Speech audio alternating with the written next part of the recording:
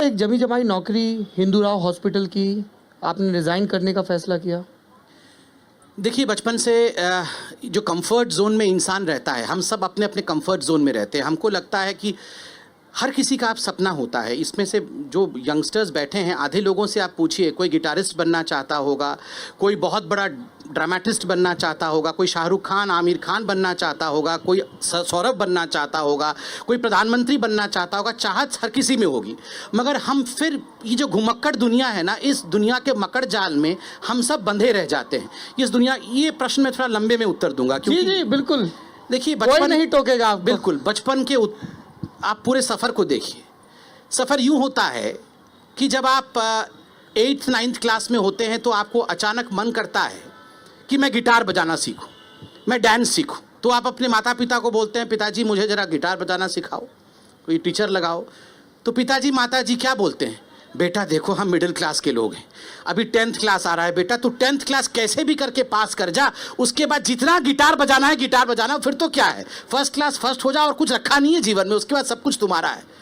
दिन रात आप काम करते हैं, पढ़ते हैं, you burn the midnight oil, और उसके बाद आप 10th क्लास। हमारे ज़माने में 10th क्लास जब आप फर्स्ट क्लास फर्स्ट होते थे तो हमारे पिताजी कहते थे एक साइकिल देंगे। पता नहीं आपको सौरभ जी याद है कि नहीं, हम लोगों को साइकिल मिलती थी। आजकल उसके बाद मारुति 800 मिलने लगी, बाकायदा हीरो रेंजर। आजकल शायद कार मिलता होगा या आईफोन मिलता होगा, ऐसा कुछ मिलता होगा। हमारे ज़माने में सबसे बड़ा गिफ्ट साइकिल होता था।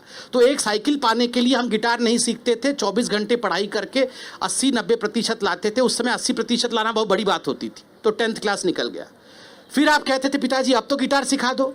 पिताजी बोलते थे देख बेटा, मैं गांव से आया हूं, बड़ा पढ़ लिख के इंजीनियर बना हूं, तेरे लिए मेरे पास पैसे है नहीं, तू अगर डॉक्टर इंजीनियर MBA कर लेगा तो और कुछ नहीं चाहिए, फिर तू सेटल हो जाएगा, तेरी जो मर्जी तू करना, अभी तो गिटार मत सीख, अभी तो इंजीनियर या MBA बन जा। फिर आप 2 साल 24 घंटे पढ़ पढ़ के एंट्रेंस एग्जामिनेशन निकालते हो, फिर आप डॉक्टर इंजीनियर जिसमें उसमें घुस जाते हो। उसके बाद आपको खुद रियलाइज हो जाता है भगवान अब मैं गिटार नहीं सीख सकूंगा, जिसमें घुसा हूं उससे कैसे पढ़ के निकलूं। तो 5 साल आपको उसमें निकल जाता है। पूरी जिंदगी आप कुछ बनना चाहते हैं और कभी बन नहीं पाते हैं। आप वही बनते हैं जो आपके माताजी पिताजी और आपके बगल वाले आंटी जी अंकल जी चाहते हैं। सब चाहते हैं आप साधारण जीवन व्यतीत करें। शर्मा अंकल का एक और शिकार। नहीं, बिल्कुल यही है। पड़ोसियों का बहुत दबाव होता है, सबका दबाव, समाज का दबाव होता है कि आप केवल 9 से 5 टिफिन लेकर आप जॉब पे निकले और शाम को टिफिन लेकर वापस आएं, बस आपकी ज़िंदगी इतनी होनी चाहिए।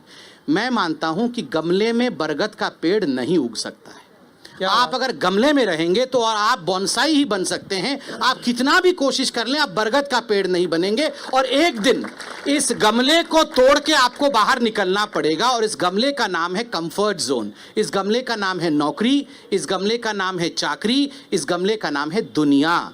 जब तक आप दुनिया के नॉर्म के हिसाब से जियोगे तब तक आप बोनसाई बनोगे। जिस दिन आप इस नॉर्म को तोड़ के बाहर आ जाओगे उस दिन बरगद का पेड़ बनोगे।